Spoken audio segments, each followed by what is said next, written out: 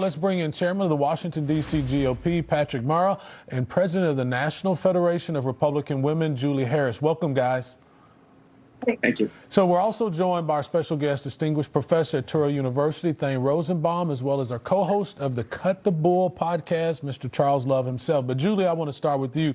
What's your reaction to President Trump, who's out in the streets in D.C. with these officers? Has he actually made the city safer? It looks like the numbers don't lie. Absolutely. President Trump ran on making America safe again, and it starts with our nation's capital. You know, we refer to President Trump's second election as the greatest comeback in political history. I like to call it the greatest American comeback. We can now walk down the streets of D.C. safely. I was traveling last week, and my daughter, who works on the Hill, sent me a picture of Union Station. And another friend's daughter who works on the Hill called her mother and said, "Hey, I took a walk today in D.C. Yeah. And these are simple things that we don't think about, but the residents of D.C. are grateful that the streets are safe. Absolutely. Yeah, the president took to Trump's social.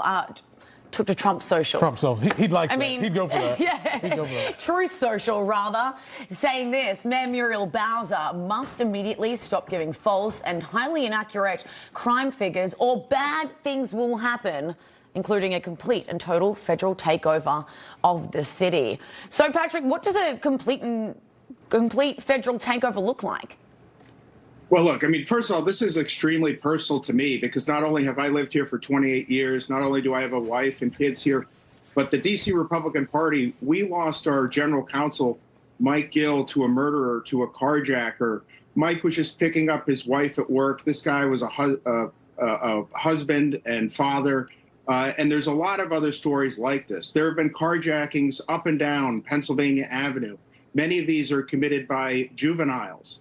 Unfortunately, the D.C. Attorney General is not prosecuting juvenile crime. This is something that I hope President Trump takes a look at and considers sliding over to the new U.S. Attorney, Jeanine Pirro, because she would prosecute juvenile crime. At the same time, we're in this situation because the D.C. Council literally clawed back a lot of laws that protected us.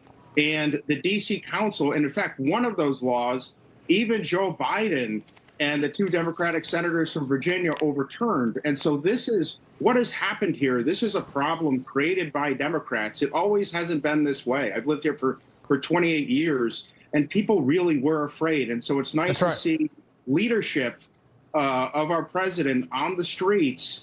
I think you're right, Charles. I got to get these other guys in there too, Patrick. You're right so much. No, good point. Well taken. But you know, Charles, it's been interesting to me to watch the Democrats evolve on their message. And at first they said, well, the crime's not that bad. It's really, if you look at the statistics, it's not that bad. But then they just resorted to their usual playbook. This is just kind of racist. I guess my question to you, that's right, black and brown. Are we going to see this happening in other cities? Because we know there are some other major cities that have just as bad or worse crime statistics than even Washington, D.C. Well, that's a tough one. I mean, you have to look at this safety and political move. From a safety standpoint, it's working. So at the end of the day, I care about fewer people being traumatized and killed. So that's a good thing. But politically, I'm kind of torn because I have people that I know that really don't agree with the Democrats, but they're afraid of Trump, like he's going to put tanks in the street, right? But so D.C. is a great example. You look at the numbers, the percentage is almost the same from an April poll saying crime in D.C. 90-something% say it's bad, but then 90-something% voted for Kamala. So politically, they're gonna kind of step back from it. Yeah. So, but if he's gonna do another city, Chicago's a place. No one carjacks like Chicago carjacks. No doubt about that. We do know California is striking back, turning the page here to redistricting. They're passing a legislative measure yesterday that aims at winning Dems up to 5 more seats in the midterm elections next year. Thane, what do you make of the latest tit-for-tat move in Chicago, in Illinois here? California. I keep saying Chicago. So, TW, California. you know, the Supreme Court has already told us that racial gerrymandering is unconstitutional, but partisan gerrymandering is fine. And so this is the risk that you take for losing state house elections. If you win the state house, you get to redraw the maps. So this is not surprising. America's had a long history of gerrymandering. As long as it's not doing it to prejudice minorities and races, it's politically possible, and partisan gerrymandering is an accepted practice. And guess what? I'm not surprised that California is doing it on differently than Texas. Julie, do we see this battle spill over? We just spoke about this with Charles here, just spilling over to more states, though. Are midterms going to be decided based on these map battles here, and what does it say about the system? It'll be decided on several factors, and certainly redistricting could have an impact on it. But look, that's right. The Supreme Court said that redistricting is left up, political redistricting is left up to the legislatures. Both parties have used strategic drawing of maps when they had power.